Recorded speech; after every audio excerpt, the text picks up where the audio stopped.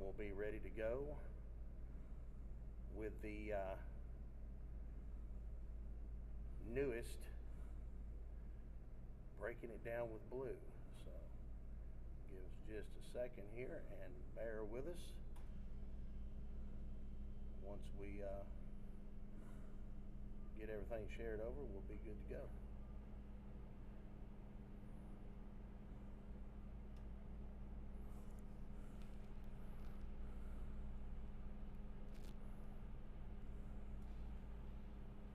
Okay. As soon as you get yours shared, I've got mine shared, and I think we've got our nest made here, maybe. Did it come through for you? There we go.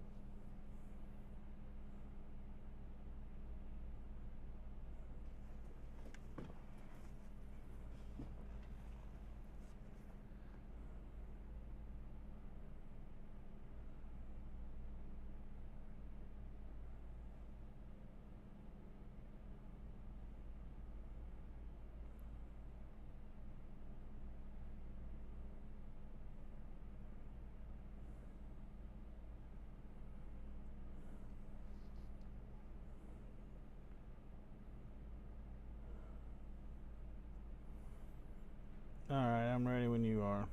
Alrighty, so here we are back at the Purple Pit here in Dawson Springs for the next edition of Breaking It Down with Blue. And I thought I had a dirty camera there for a second. I did. Clean that mess up. So, a lot of things have happened since last Saturday night. We have now played the All-A Classic for the second region. Good win on Tuesday night at Fort Campbell. You guys went in there, put a little smackdown on them. Not a surprise. Talk me through that game. They came out ready to play. Best defensive effort for the first half we've had all year. Held them to 16 points. Passed the ball well against the press. And passed the ball well on half-court sets. That was their best half of the year, by far. Now, in that game, I mean, I haven't gone back and reviewed the leading scores and everything. I have that. I just haven't put it all together yet because it did not make the paper this past week, so make it this week.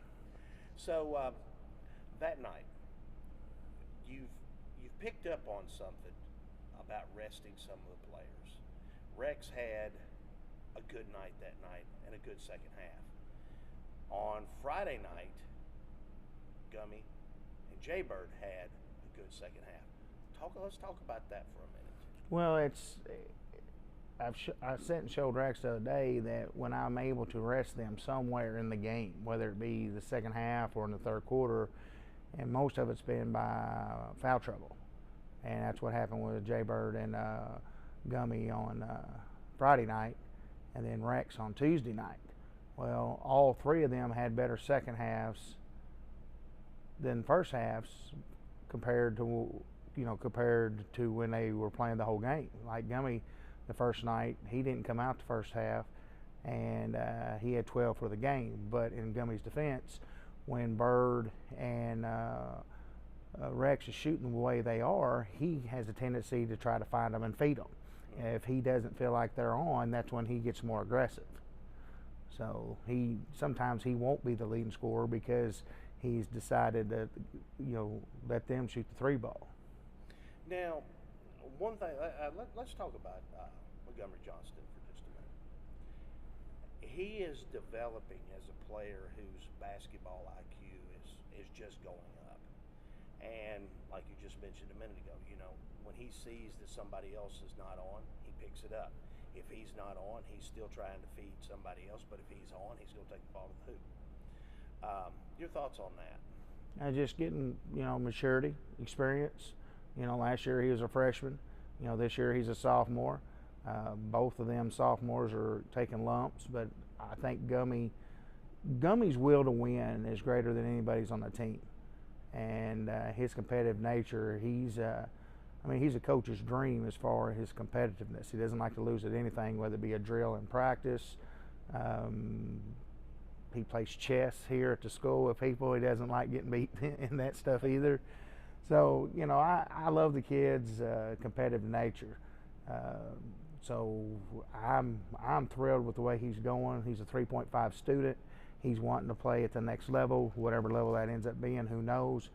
But, you know, people need to understand when you pressure a kid to go D1 or bust, that's an awful hard thing to do, because only 7% of the kids that play high school sports even go to the next level, regardless what the next level is, whether it's Division III, JUCO, D2, NAIA, whatever. So, you know, he's a good kid. He's maturing as a person also. So I like where he's going. I'm pleased with his acceleration, so to speak, from the first day I met him. Now, in a game here earlier this year, the Livingston Central game, we'll go back to that one, and nobody really wants to relive that game, but we'll go back to that one there for just a minute. Gummy had 32 or 34 points? 34.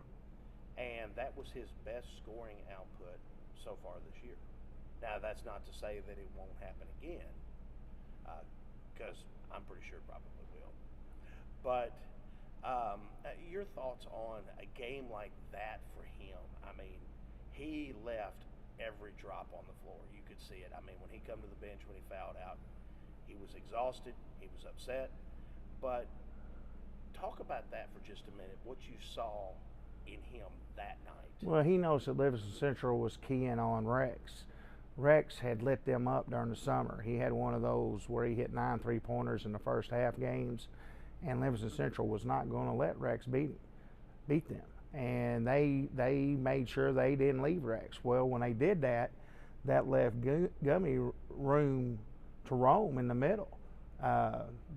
Casey we kind of used him out there on the post or out on the wing that night, and we was going to use Gummy's athletic ability there in the middle, and Gummy took advantage of it, because when he looked, they're guarding Bird here, they're guarding Rex here, he's got a mismatch there, because there was a bigger player that had to be guarding him because of where it was in the middle, and he was just taking it to the rack, and he hit his free throws that night. He just, you know, he played real smart that night, and he had to try to push the issue. Sometimes young kids will get, you know, a 34-point game, and they think, well, I can do that all the time. Well, if he's getting 34 every game, we're probably not winning, to be honest with you. That means that he's having to really pick it up for the other two that's not getting the job done. Right. And I'm still trying to figure some of this out. I want to make sure I got your volume up enough so that everybody can hear you. Now, of course, I'll just go ahead and talk about this for a second. We've got some new equipment that we're working with. We've got a new mic,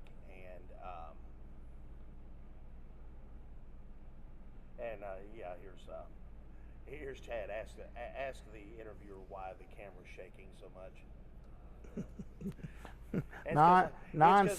Non-steady hands. It's because I'm holding it, Chad. I'm holding it. I didn't bring my with me. But anyhow, now you mentioned Casey. Now on Friday night, I'm gonna try this where it maybe no, that's not gonna work, because I am shaking. I don't know why. Casey took a good charge Friday night. Now that's something that you typically don't see him do. But kid come in, Casey stood his ground, didn't move. Boy tried to run him over. Casey took the charge, and I mentioned it to him after the game. I said, "Man," I said, that was a good charge." He's like, "Oh yeah," he said, "He didn't hit me that hard though." So anyhow, I was awful proud of Casey that night. Any thoughts on that? Well, I think he lied to you, because I felt like that boy hit him pretty good. I think Casey just played it off, tried to be big and macho, because in that situation there, that kid had a pretty good head of steam, and I don't think Casey had a choice but to take a charge. Right. So let's talk about Friday night's game. Friday night's game, Heritage Christian. was the game that you guys led by as many as 16 points at one point. And they came back, tied it, sent it to overtime. And then it didn't fall apart, but it just didn't fall together. So let's talk about that game. Let's break that game all the way down. Well, you started off hot. We had our first 5 shots. We jumped out 10-0. They called a timeout. Our guys came in pretty hyped. I had to try to bring them down a notch. Say, look, there's still a lot of game left. It's business. I've been in these situations before where teams were cheering. They're ahead in the game early and call a timeout, and you just get too high.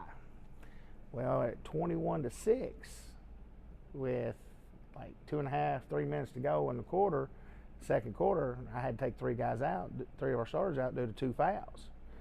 And they made a run there at the end and cut it to 8, I believe. But then we stole the ball the very first play of the third quarter, Gummy did, and we were up 10 again. So basically, we got out of kilter in the fourth quarter. I guess this is my fault because I made the comment to him. I was like, look, don't play like you're behind. Take your time. Let's get a high percentage shot. That didn't happen. When you're up 10 in the fourth with 6 minutes to go, make sure it's a good shot.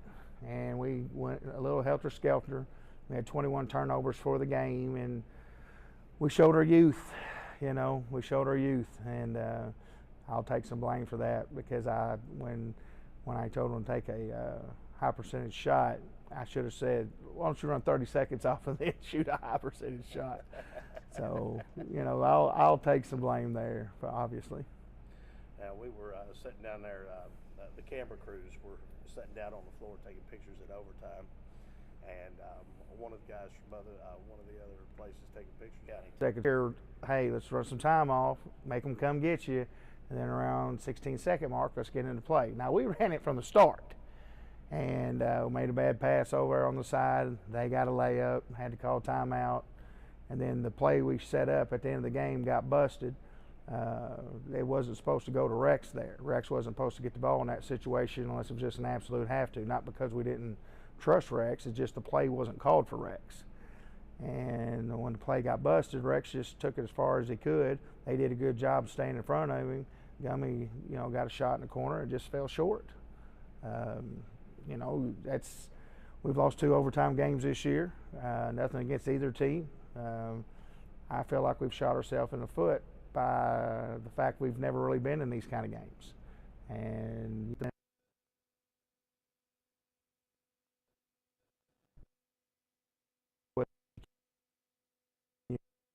as far as me, this one probably hurt me personally the most since I've been here. Yeah, you definitely were not. You were not happy. And there was a little conversation, and we'll go ahead and address this now. There was a little conversation in the hallway at Caldwell County, and I'm a person that when I get me to do the right thing, I'm very competitive. I'm a very emotional person, and I didn't want to say anything stupid at that time. So for those of you that were asking, Tom was actually, he knew. I mean, you knew that it wasn't time to talk. And all I said was, hey, don't quote me on anything, just talk about the boys. And somehow, some way, it got twisted that me and you were fighting in the parking lot. So there's no truth to that. And, Tom and I are good. Of course. I understand my flaws, and one of my flaws is when I get that upset, I don't want to hurt somebody's feelings, especially somebody that supports us the way y'all do. Well, and I mean, I knew that Friday night. If anybody would have asked me, I said, no, that's just Mickey being Mickey. The thing is, I mean, we're as the referee and we got lucky, so I'm not. Look, when Boogie's in the game, when he's refereeing, look, I don't cause much issues with him because I respect him so much. I think he does a great job. I think he's one of the best in the state. And I just, when he's out there, I'm comfortable, even if I'm getting beat. I don't get out of whack when Boogie's out there. It's been like that forever. He's known me since I was a little kid. I don't think he's ever showed me favoritism, and I don't think he would, because he just seems like he goes out there, he calls what he sees. He and I don't have to agree on it, but I know deep down he's good. He cares about the kids. He cares about doing a good job.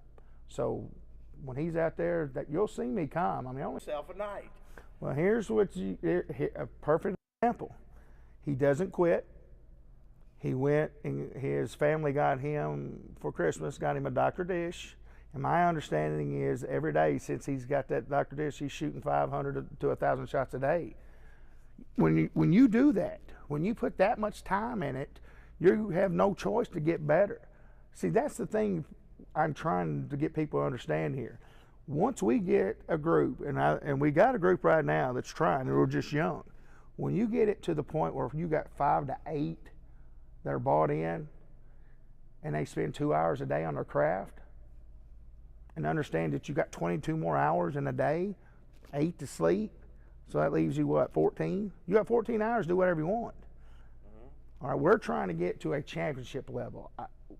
500 is great, and I understand that's a big deal, but the goals for the future are past that. It's we want to be top notch.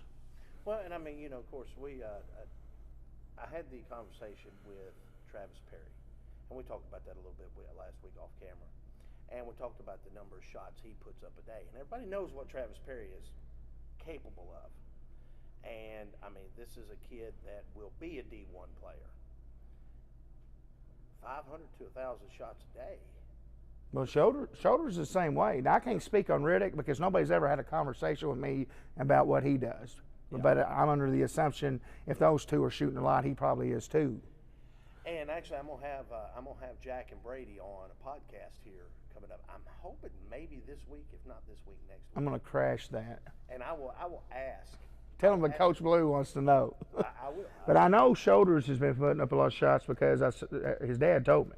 You know, Brandon told me straight up how much he's shooting, and you know that's what it's got to be. Yeah. Well, and it showed the other night that it has really helped because, I mean, when he would square up to shoot, he was making a good shot. We shot. Since we stopped shooting as many, which I'm not sure that that's a good idea against some of the better teams, but we were 50% from three-point range. We were 50% from three-point range, but we lost the paint battle because of the turnovers. And the fact I told them before the game started, whoever gets the most offensive rebounds will win. I never in my mind thought we was going to win that game by double digits, even when we were up. I knew it was going to be a dogfight. They are a defending, what is that called? KCCA. They're the state champions. It's not like they're chopped liver. And they're older. So I knew something was going to happen. You know, now I didn't want to lose, but I told them in the locker room, look, this is going to be a dogfight all the way through. And they held their composure. What was funny is when you watch the tape and you watch their body language, there were several times they felt like they were done or they were tired because they had played the night before. They had played a game the night before, and we just shot ourselves in the foot. You know, you can't say anything but, hey, we got one offensive rebound. We missed 25 shots. Where were we the other 24 shots? What were we doing? Well, I'll tell you exactly what we were doing. We were watching. We have a tendency to watch the ball. Now, we didn't do that against Fort Campbell. Bird was in there battling. Casey was in there battling. I mean, in the Fort Campbell game, okay, you had a chance. Rex got a double-double. Okay, he had 18-13. Bird was 1 rebound from a double-double. Gummy was 1 rebound from a double-double. And if Casey had gotten 2 offensive rebounds and put them back, he would have had a double-double. So you went from 1 person with a double-double to could have had 4, and realistically, you know. So they have to understand that every time you step on the court, it's every play. Once they ever get to that, you know, we'll be fine. Also on that night against Fort Campbell, Jax had his first 5 assists to 5 assists to 1 turnover ratio, 5 to 1 ratio. That was the first for him, and as a guard, that's what you're always looking for, is those big numbers like that. Anywhere from 2 to 5 is a good night, on assist to turnover ratio. And one thing we have to remember, and it's easy to forget, is the age of this group. None of these kids even drive. They're not even 16 yet. Just Casey. Except Casey. Yeah. But and unfortunately, my boy is old enough. He just has no desire. And guess what? Daddy's okay with that. That's less stress because he's got to ride down here with me anyway. So. Exactly. So. But the boys are young, and it's not. It's not a situation where you have a bunch of juniors and seniors. You don't have a bunch of juniors and seniors that are in your starting 5. You have sophomores and freshmen, and then of course you got Casey. And I've seen Casey's game pick up a little bit this year. I'm proud of Casey. I like Casey. I like Casey a lot. Well, we all love Casey. The whole community loves Casey. As a matter of fact, when the gentleman that got me introduced to Rhonda on the phone for the interview that kind of just came about, Casey's name was brought up. Him and Noah Chappell. At the time, Noah was trying to decide whether he was going to come back to school or not, and they were pushing Noah and Casey big on me. Obviously, they didn't think about Rex coming here, and they didn't think about Gummy's improvement, and they didn't speak anything on Jay Bird and Jax, obviously, at that time. And, like I said before in other interviews, things have not worked out exactly the way as advertised or thought of, which they never do, in anything you do in life. And I'm not mad at nobody, and I wasn't misled. Kids change their mind, or things happen to the point that, basketball is not the forefront. Right. What if one of these guys right now decide they don't want to play anymore? I'm not paying them tuition to come to school here. What if Jay Bird decided he wants to be a professional fisherman? You never know which direction a kid's going to go. Less podcasting and more broadcasting. That's right. I love them all, but Bird, he just, he does his own thing, and he's Bird. You gotta love him. That he is. I seen it the other night, and I've noticed this. If he misses a shot, he talks about it to himself for a minute before he makes that next one. And I like that, because it means to me, that tells me he's really thinking about this. He's not just like a daisiel with it. He's got it on his mind. Yeah. Now, the problem is with the young kids, sometimes they can get inside their head and they get trapped. Well, I think it's starting to click for him. You always look at the first 15 games and then see where they go from there. And since the 15th game, his consistency has been better. Obviously none of them were perfect. I had to get on to him against North because he was wide open down the court, and we threw him a long pass, and he wasn't even paying attention. And he admitted it. He could have lied. He could have lied to me, but he said, "Nope, I wasn't paying attention. Didn't expect him to throw it to me." Yeah. So, I appreciate his honesty on that. And that's just one of the things, is just staying engaged every play. That's with all of us, even the coaches, We had a situation the other night on the bench. Skylar, sometimes through the game, I'll say, "Hey, get a play ready and draw it up. If you're comfortable with it, let's run it."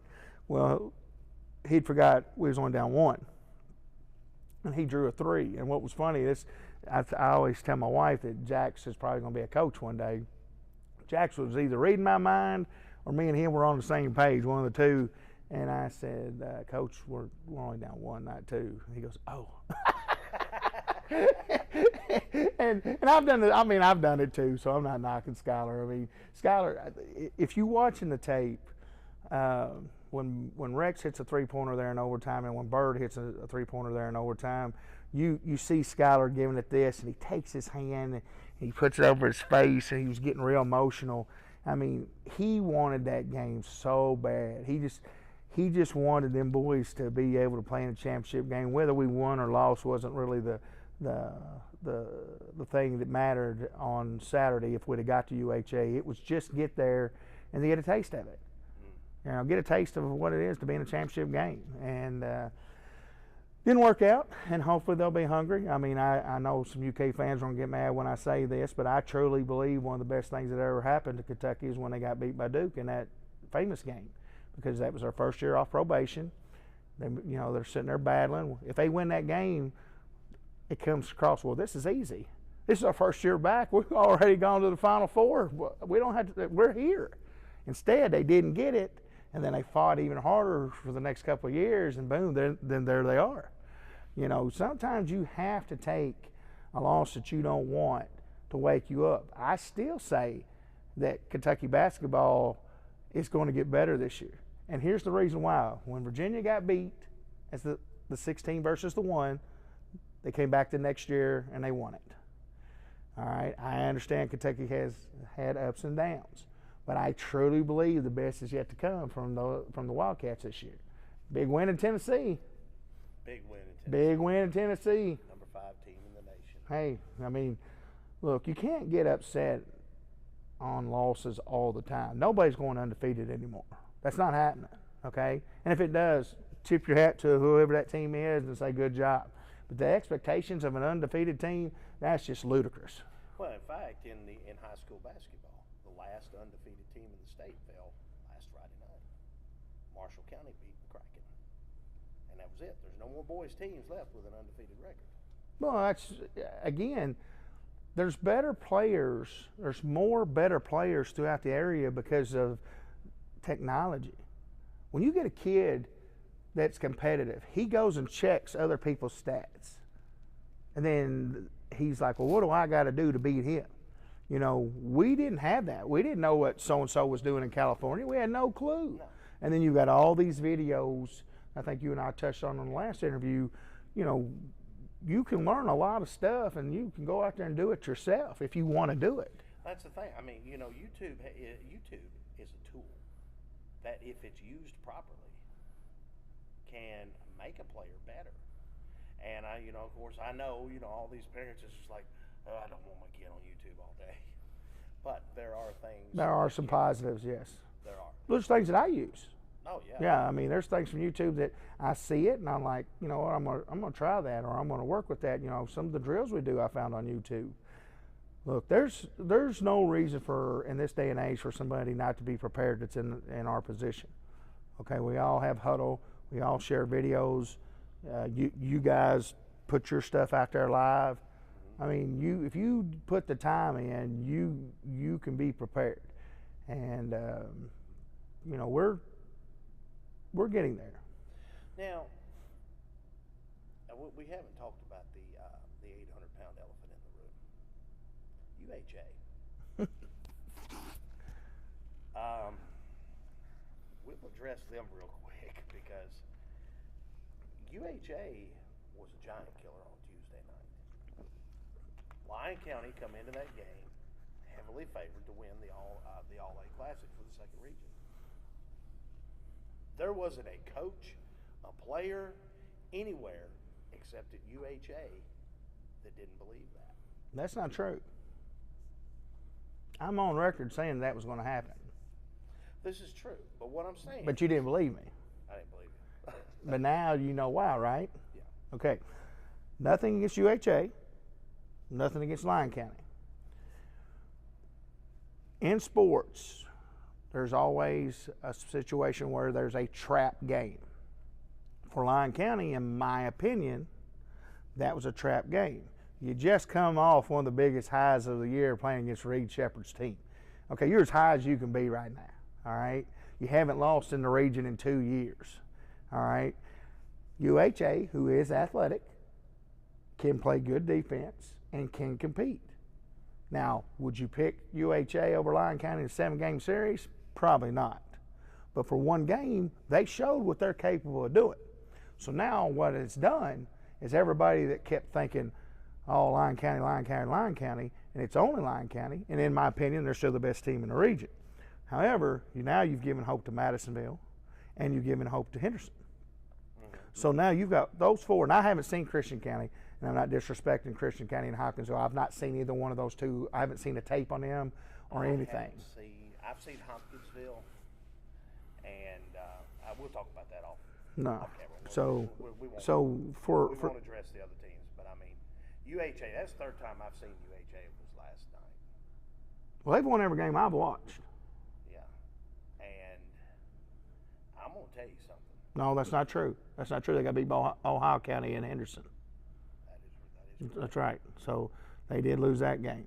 But I like what he does there. I mean, I like the UHA 2023 version way more than I did the 80s and 90s for sure. I tell you what, and shout out to Coach Brown. I like Melvin. I mean, he's a good guy, and I mean, he can send any incarnation of that team on the floor, and they play the same. I got on him last night. You know, of course, they're up by about 30 points at the half. I said, man, come on, make it a mercy killer. Leave the starters in and get the running clock going. Let's go. He's probably like me. He probably doesn't like it. I mean, I think the running clock's a joke. I mean, you've got kids that play all year round that don't get all year long that doesn't get very much time, and then you get in a blowout, and in a 5-minute game they get maybe 2 minutes of playing time. I don't like it. I've never liked it. Again, you can beat me by 100. If your subs go in there, just don't press me. You know, don't press me once you get to 30, 35. Don't press me. You press me, we're gonna have issues. I mean, that's just the way it is. You know, beat me by 100 without pressing me. Hey, well, that's our fault. You press me, then yeah, I'm gonna speak up on that. That's just the way it is, because I'm not gonna do that to somebody. Well, and because I mean, the thing is, you don't do that to somebody, because the team that you're doing that to today won't be the team you face next year. Well, in high school, and maybe not next year. Well, in high But school, in the it's unless you can recruit, it's cycle. That's one of the things I'm trying to stop doing here is I want us to get to a certain level, and then we just it's not rebuild, it's reload. Okay, we're 10 years probably from that, but you know, our junior pro, we've got that set now. It's going to be kind of a crash course this year, but now that we got it started, next year we know that it's going to be a lot earlier. They'll get more practices and gym time, and it comes back to what I've told you before. I've got to still find a way to find people that know how to talk to other people that's connected. This group needs an auxiliary gym weight room. I mean, somehow, some way, North's getting a new one, Central's getting a new one, but we're not. Right. So, and I'm glad for those kids. I don't want somebody to say, well, you know, let's take away from them and give to us. No, that's not what I'm saying. I don't want that to happen at all. I'm glad for those kids. But our kids deserve that. And there's enough people out there with the right connections and right resources that could say, you know what, let's do this for these kids. You know, academically, we're great. You know. I thought we had a question come through. Who need the auxiliary gym? They need the same opportunities that these other schools have. But you're also correct in what you said too about reloading. That's Lyon County's secret, everybody. They reload. And they reload well. They have built from the bottom up. That's been the secret at Henderson. I mean, look at these kids, the young kids are pretty good. Yeah. McLean County is another one. I mean, small school, but they reload. So, I mean, you know, that's a situation that, hey, everybody, listen, Coach is right on this. We need the junior pro to thrive. We need the auxiliary gym. Well, they're not going to be able. And again, please don't think that I'm looking down on Dawson. I'm not. Okay. I'm sure it's been talked about for years before anybody even talked to me here. It's just sometimes you get somebody like me, I don't like to talk. I want to figure out a way to get this done. To me, that's more important than getting these guys right, just them, because all of our teams benefit from an auxiliary gym and a weight room. we cannot make the junior pro kids the way we need to by just giving them an hour at a time and maybe twice a week. There needs to be more basketball space or a multi-court space, something. Why do we have to use the NPR for baseball and softball hitting when everybody else has got a hitting building?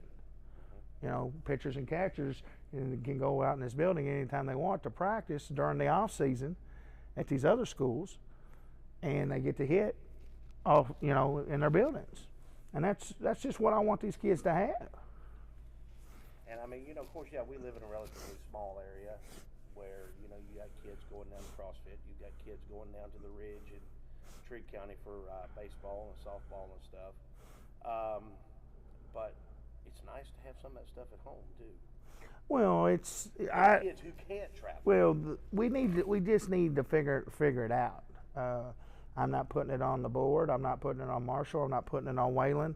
I'll put it on myself. I do know that the kids cannot be involved in any fundraising for a building. I do know that. I know that much. But I'm ready to make an account, make it public to everybody, and say, well, is he for sure doing this? Well, yeah, come look at it. We'll keep it open to whoever. But it's time to get a plan together, a group of us, and say, look, what can we do? Who do we know? Who will help us? And start working. If we just only talk about it, it'll be 20 years. If we put a pen and paper to it and we get a group together and say, hey, here's a plan, you do this, you do this, you do that, maybe it'll be 5 years down the road. Maybe it'll be 2. I don't know, but it's a lot better than sitting and talking about it for the next 20 years. So I agree. So thus far, for you, what's been your favorite game of the year? And don't say one that we were in either.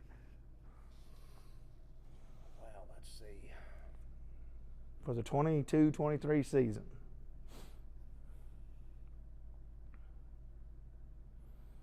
I've got to think about that for just a minute. and I'll tell you why I got to think about this for just a minute. The game, McCracken County versus Hopkinsville, was a really good ball game.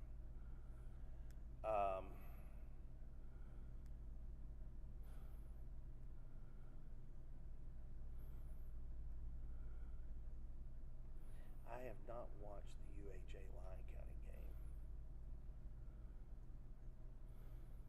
Now, I will tell you, it was an out-of-state. I'll tell you what my favorite game of the year was. It was a game out of state that was played at Caldwell during the Christmas tournament. Pinson Valley. I'm going to tell you something. Them boys are the real deal right there. That was probably the best high school basketball game I've seen. That game was like watching a college game. Right. They're fast. Kind of like watching UHA a little bit too. They're fast. They're athletic.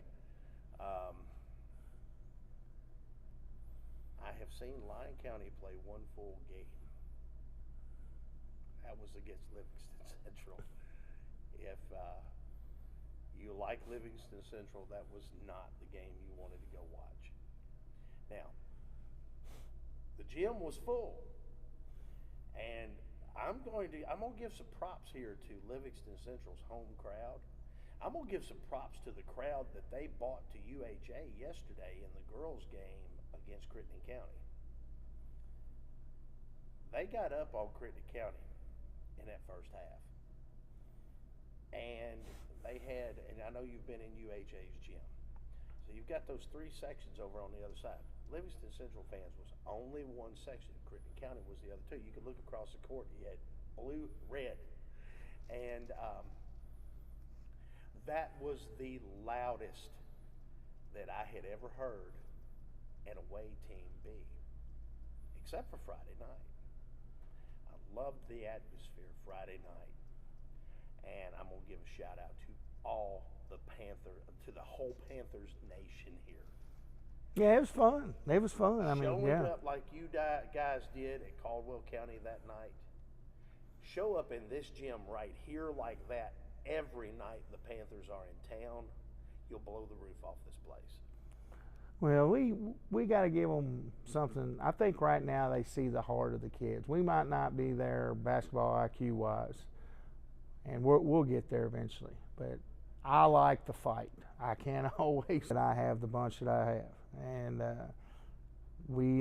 Get home, and it's a long way to Henderson from here. Well, I mean, I get an early night tonight. I think I was here 4 nights, and then I actually went home last night, but I had to come back today because I forgot something. I'm working on the junior pro stuff and trying to get that all situated because they start practicing tomorrow. We actually have practice tomorrow 1 to 3 to get ready for CCA. So, no, I appreciate what you're doing for all the kids in all the schools. You know, we love you. You know, you've been good to us, but I think other people are starting to see that, you know, you guys do a good job for all the schools that's in Western Kentucky. And so I'll speak on behalf of all the coaches. We appreciate the coverage you give us. We appreciate the interviews you do with the kids and with the coaches. You know, just everybody needs to understand I'm his favorite. And we always will have the breaking it down with Lucy. No, I just, again, you know, that was, well, one of the stories that was told about the other night was that I was so mad that I was about to run out the door with no clothes on, with no shirt on. And when that was brought up to my attention, all I could do was laugh. I was like, where does this come from? I mean, how does somebody say that? So I don't know how that even remotely got started. I didn't even throw nothing in the room. I didn't break nothing. Skylar gave a great post-game speech. It was so good that I couldn't really follow it. I told them to get their stuff. Let's get out of here. There was no reason to, you know, talk about the negative at that point. The kids some of them were already crying. Some of them were over there with their head down. You just don't really want to kick them when they're down, you know. So, which I guess that could have been construed as me being mean. I don't know, but I wasn't being mean. I was just like, hey, Skylar said it all. It was positive. No time to play good cop, bad cop. You don't want to end that situation with bad cop. So he did a wonderful job. He's growing as well as a coach.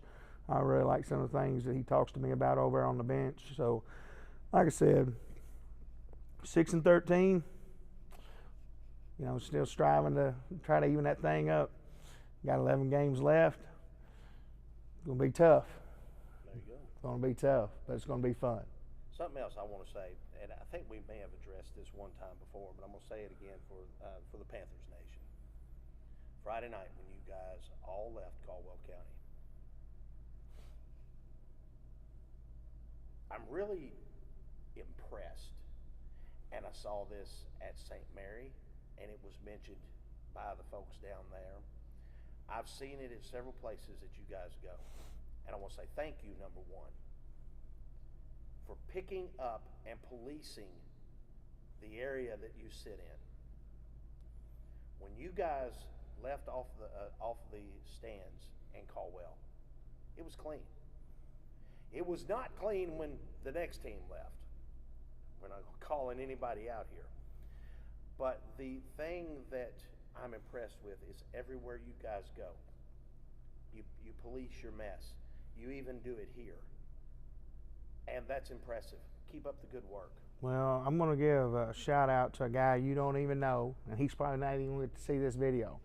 There's a gentleman from northern Indiana named Brian Knipp. And my Border Wars tournament for fast pitch softball started down in Hawkinsville at Tiebreaker Park. It's now grown and it's in other parks now. It's mainly half of it's on the Indiana side of the river, and then half of it's in Greenville, Madisonville, and Owensboro. And he was coaching a team. He came from about 4 hours away, and they cleaned their dugout. And I thought, wow. I mean, it was spotless. And some of that trash wasn't even his. And I thought, if I ever coach, I want to do that right there. And then Joy Davenport, when he was coaching that 7th grade team that won the state 3 years ago, he did the same thing. And Brian's team was successful. Joy's team was successful. Hey. Chad just mentioned at St. Mary and at Henderson, he got feedback on that too. So, I mean, like I said, you know, While Well, you we guys gotta may be- not always hear it. We do. And we appreciate that, but at the end of the day, I want these kids to be considered good young men over champions. But I want my cake and eat it too. I want it both. I want them to be good young men champions.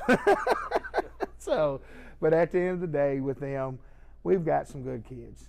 They're not perfect. No areas kids are, but I really think our boys are going to be successful in life. I really do. And again, you gotta shout out from Wayland all the way down. I mean, even down to the janitors. I mean, our janitors, God bless them, they're understaffed right now, and they're doing everything they can. You know, this is pretty clean considering that we have two people. Yeah.